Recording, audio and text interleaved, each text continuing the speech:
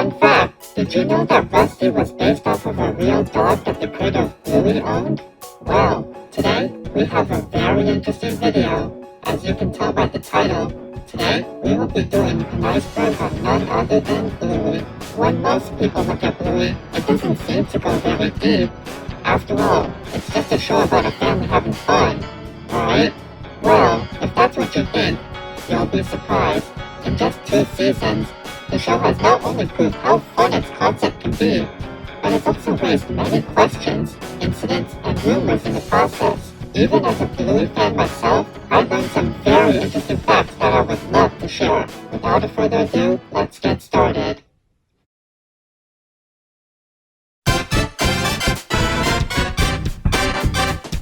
Bluey is a girl. Let's start with the biggest misconception about the show. No, Bluey is not a boy, she's a girl. Alright, that's the most obvious one. I just wanted to get out of the way. Let's keep going. Blue Heeler. Speaking of Bluey herself, she is based off of a species of dog known as the Blue Heeler, a cattle dog that is native to Australia, the country where Bluey is produced. On top of that, the name Heeler is also the last name of Bluey and her family. There are also many other Blue Heelers in the show, such as her father Bandit and her cousins Socks and Muffin. Ludo Studio.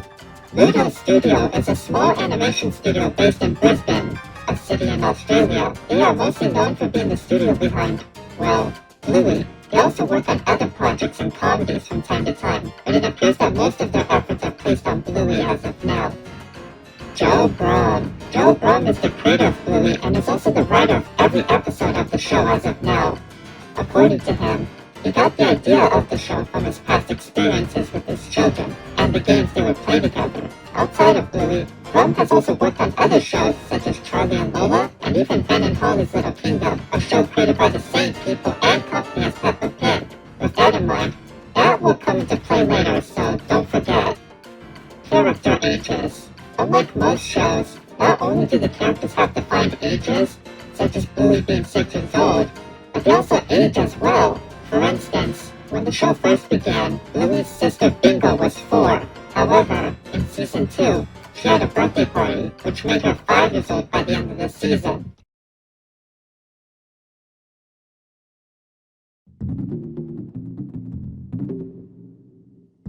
(2016) pilot. In 2016, a short pilot was released to test the concept of the show before it was produced. It was a short animation that involved Bluey, Bingo, and Bandit playing with each other, with Chili making a short appearance. Interestingly, while the animation was made into the season 1 episode The Weekend, it had many differences to the final show. Characters such as Bandit had different character designs, the style of the family's home was completely different, and the intro featured Rusty and Mackenzie, with Bingo barking in the background. The intro also used a part of a song from the band Custard, which Bandit's voice actor, Dave McCormack, was a part of. Bluey the Album. Bluey the Album was an album featuring soundtracks from the backgrounds of some Bluey episodes, such as Pull and Fruit Bat. According to Joe Brum, he had always wanted to release an album to show off how talented the music department is. The music itself was composed by Geoff Bush, the main composer of the show. It was released in January of 2021 and reached the #1 spot on the ARIA's albums chart 1 month later. Bluey's Big Play. Bluey's Big Play was a live show that was originally planned to premiere in 2020. However, due to the you-know-what, most of its showings were postponed. Fortunately, it did play in 2021 to audiences in Australia. The show itself used large puppets who were controlled by performers on stage. According to audiences, the show was a callback to existing episodes, but also had an original story, with Bingo and Bluey helping Chili to get in touch with her distant sister. As of now, the show had not premiered outside of Australia, but Disney Plus is planning to release it on the streaming service. Real locations. One widely accepted fact by Bluey fans is the location of the show, as it has been established that the show takes place in the city of Brisbane, where Ludo Studio is located. On top of that, audiences have also pointed out that many locations in the show are directly based off of real places in Australia. And while you can't visit Bluey's house, it is interesting to know that you can visit some of the places in the show. Social media shorts. Outside of the regular episodes, Ludo's studio has also made the occasional short, exclusive to social media platforms. As the name implies, the animations are often around a minute long and usually involve the characters doing more slice-of-life activities. Examples include Bingo asking Bandit a question, Bluey and Bingo dancing, and Muffin trying to sing a song. Team Bluey. In the episode Camping, Bluey meets a boy named Jean-Luc and quickly befriends him despite their language barrier. However, Bluey is devastated when she realizes that Jean-Luc has left the campsite and has to come to terms with the fact that she may never see him again. But, at the end of the episode, a scene taking place years after the show appears, with Bluey, who is now older, coming back to the campsite and meeting Jean-Luc once again. Some people debated over whether it was an imaginary sequence or if this actually takes place in the future. But either way, most concluded that it was a pretty heartwarming ending regardless. Shadowlands. Shadowlands is a Season 1 episode where Bluey and her friends Snickers and Coco play Shadowlands, where they have to move, but can only do so in the shadows. The main conflict came from Coco, who wanted to bend the rules of the game, starting a conflict between her and Bluey. However, Coco learns how fun rules can be in games, and everybody begins to get along. Overall, nothing too notable, but the episode did receive a board game based off of the episode. Holiday specials. At the end of the first season, an episode named Veranda Santa was aired, which involved the Healer family celebrating Christmas. However, contrary to what some believed, this wasn't a standalone thing, as at the end of the second season, an Easter special was announced. However, at the time I'm writing this, it has yet to air.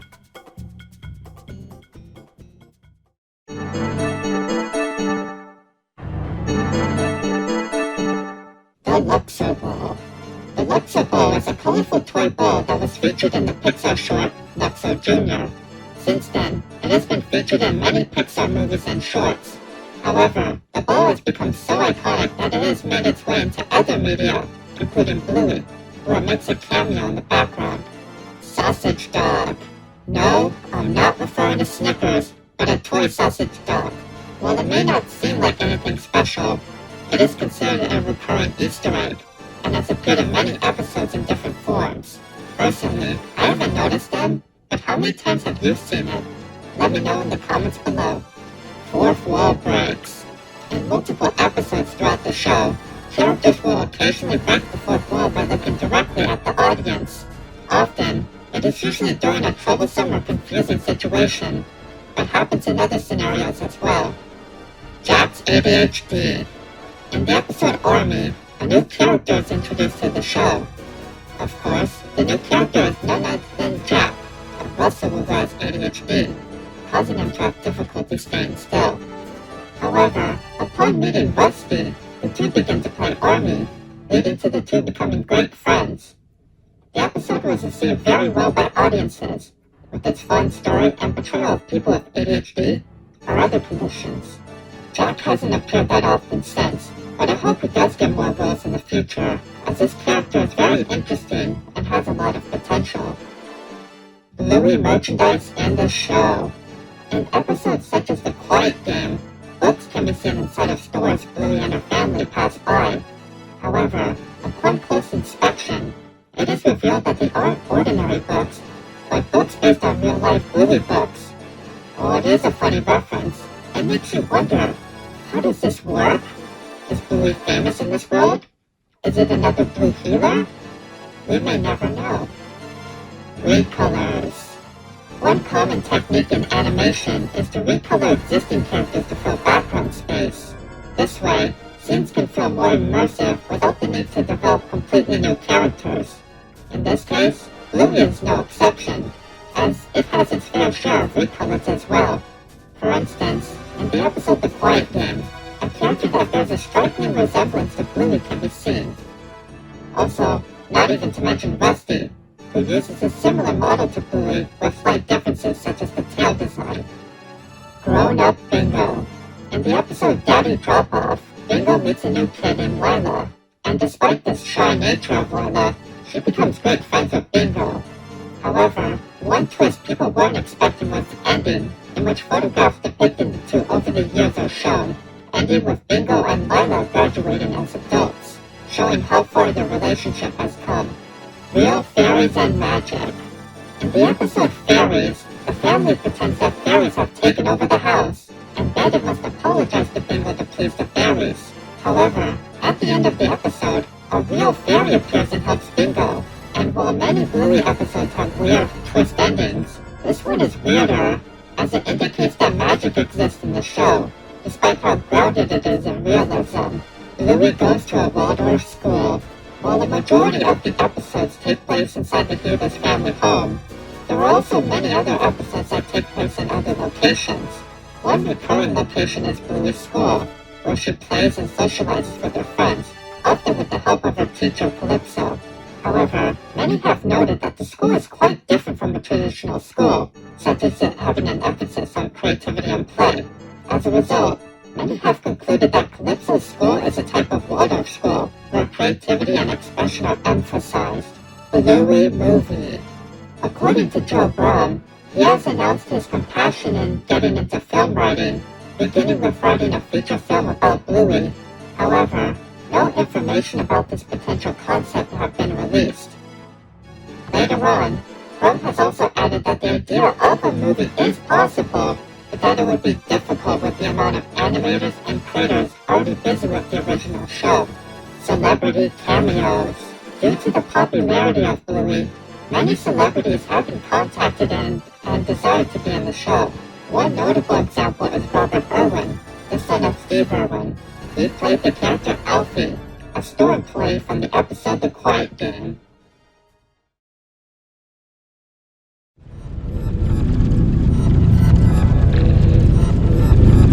Bluey is based on Peppa Pig.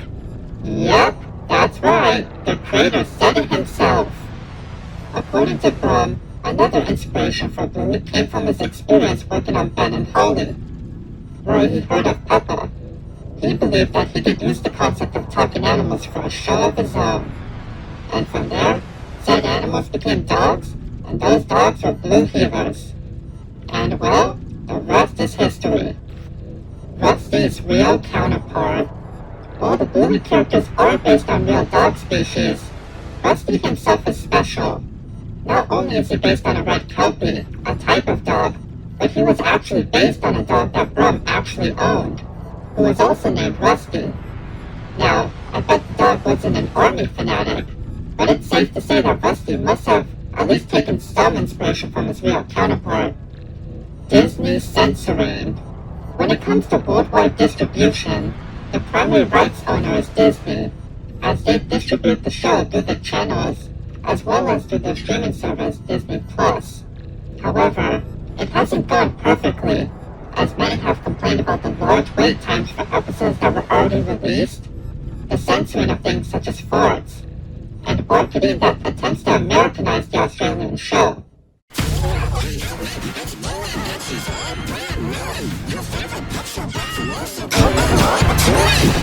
Also, while some episodes did have jokes changed or removed, one episode, Teasing, is not available on Disney+. Racial connotations. Speaking of censoring, in Australia, some episodes were pulled due to some characters saying the term ooga booga, and while it may seem harmless to many, some have argued that the term is offensive, as it has been used as an offensive term to describe the indigenous people of Australia. As a result, the episodes were pulled, with plans to change them appropriately in the future. Original 2014 pilot. 2 years before the 2016 pilot we've all seen, another pilot exists that has yet to surface. According to Brum, it involved Bandit, who was voiced by a different actor, pushing Bluey on a swing, causing her to make a 360 around it. Unfortunately, as of now, the pilot is lost and it has never been released publicly. According to Brum, it was never aired as people considered Bandit's acts dangerous and because the pilot contained copyrighted music. Rusty was Bluey's cousin. Okay, I promise you, this is the last time I'm talking about Rusty, but hear me out. For a brief time on the official Bluey website, Rusty's bio stated that he was a cousin of Bluey. However, this appeared to have been a mistake, as this was removed in later editions of his bio, and while I don't have an official explanation to why this happened, my best guess is that it was due to the two having similar character models. Chili bio controversy. Speaking of bios, let's talk about Chili's. When her first bio was published, it claimed that her part-time job left her falling short of being a parent. However, a few have spoken out against this, claiming that it undermined her character. Shortly after, the bio was quickly changed to remove this sentence. Homeless character. Just like many cartoons, Bluey also has its own set of incidentals, or defined background characters. To give you an idea of what an incidental is, think of the chocolate guy or Harold from SpongeBob. However, one interesting character is one that appears to be homeless, as he is often seen hanging out on the streets, carrying his stuff everywhere he goes. Little is known about this character, but the idea of issues such as homelessness existing in Bluey really does open the door for interesting stories. Winton's divorced parents. While he doesn't make as many appearances as the other characters, Winton does have the occasional role in episodes. One of these is the episode Helicopter, where Winton talks about how his father and mother are separated. Besides that, we also see his father often socializing with other women, likely looking for a companion and mother for his son. Gluten-free lunch. In the episode Daddy Drop-Off, Bandit is seen preparing lunches for his two girls. Interestingly, he states that one is gluten-free, while the other is, quote-unquote, not gluten-free. Many found this fact interesting, as it indicates that either Bluey or Bingo cannot consume gluten. However, while it isn't confirmed, many have guessed that it is likely Bingo, as she is seen having issues in episodes such as Bumpy and the Wise Old Wolfhound, where she is sent to the hospital. Bandit joke. In the episode Bob Bilby, the family is planning to go on a bike ride, when Chili greets them with Edgemize and asks, "Are you ready, Bob?" in a suggestive tone. As a result, Bandit freezes, taking a photo using his camera in the process. With all that context in mind, many have taken this as equivalent to him getting a ding to Chili's suggestive attitude. Bluey and Jean-Luc. Yeah, the Bluey fandom ain't safe from shipping either. And while there are many shippings, one of the most popular ones is between Bluey and Jean-Luc. Some claim that their friendship in camping could lead to a romantic relationship, while others argue that they could just be friends. And of course, others have argued that the idea of shipping child characters in general is a little creepy.